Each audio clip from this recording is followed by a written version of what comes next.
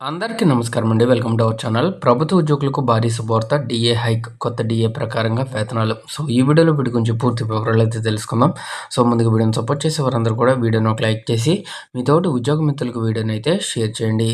ఛానల్ని first time కనుక visit చేసినట్లయితే తప్పనిసరిగా సబ్స్క్రైబ్ అయితే చేసుకుని పక్కనే ఉండే బెల్ సింబల్ని యాక్టివేట్ చేసుకోండి. 1,00,00,000 మందికి పైగా ఉన్న కేంద్ర ప్రభుత్వ ఉద్యోగ పెన్షనర్లకు సంబంధించి మోదీ సర్కార్ త్వరలోనే శుభవార్త వినిపించనుంది. జూలై 2026 నుండి అమల్లోకి రాబోతున్న డిఆర్ఎస్ అలవెన్స్ డిఆర్ పెంపునకు సంబంధించి అధికారిక వర్గాల్లో చర్చ అయితే నడుస్తుంది. ఇప్పటికే ఈ ఏడాది జనవరి డిఏకి సంబంధించి 2% పెంచుతూ కేంద్రం నిర్ణయం తీసుకోగా, తాజాగా ఇప్పుడు రెండో విడత కింద డిఏ పెంపుదలపై కసరత్తు అయితే ప్రారంభించింది. ముఖ్యంగా డిఆర్ చెల్లింపుల కోసం ప్రామాణికంగా భావించే లేబర్ బ్యూరో మే 2026కు సంబంధించిన all India consumer price index గణాంకాలను విడుదల చేసింది. సాధారణంగా దీని ఆధారంగానే ఎంత మేర డిఆర్ పెంపుదల చేయాలనే అంశంపై నిర్ణయం తీసుకుంటూ ఉంటారు.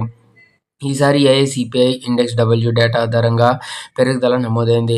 లేబర్ బ్యూరో నివేదిక ప్రకారంగా మే 2026లో పారిశ్రామిక కార్మికుల వినియోగదారుల ధరల సూచి 150.8కి పెరిగింది. ఏప్రిల్ 2026లో నమోదైన దాంతో పోలిస్తే ఇది 0.9% పాయింట్ల పెరుగుదల ఎక్కువగా ఉంది.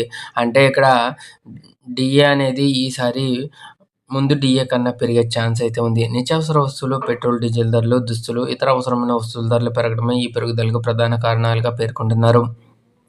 ఈ వస్తువుల ధరలు పెరగడం సూచీపై ప్రత్యక్ష ప్రభావం చూపింది. డిఏ అనేది 7వ వేతన సంఘం మార్గదర్శకాలకు అనుగుణంగా లెక్కిస్తారు.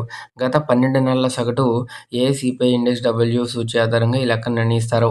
ఇటీవలి నెలల గణాంకాలను పరిశీలిస్తే ఒక నిర్దిష్ట ధోరణి అయితే కనిపిస్తుంది. జూలై 2025, డిసెంబర్ 2025 మధ్య సూచీ చూసుకున్నట్లయితే 148.2కి పెరిగింది. ఈ లెక్కన ఈసారి డిఏలో 3.7% పెంపుదల ఉండే అవకాశం అయితే ఉంది. అయితే ప్రభుత్వం సాధారణంగా రౌండ్ ఆఫ్ చేసి 3% డిఏని పెంచే అవకాశం అయితే ఉంటుంది. ఇది కేవలం ఒక అంచనా మాత్రమే. జూలై 2026 నాటి డేటాని బట్టి చూసిన తర్వాతే ఖచ్చితమైన సంఖ్య అయితే నిర్ణయిస్తారు. ఈ విధంగా మనకి జనవరి 2026 డిఏతో పోలిస్తే ఈసారి జూలై 2026 డిఏ ఖచ్చితంగా పెరిగే ఛాన్స్ అయితే ఉంది.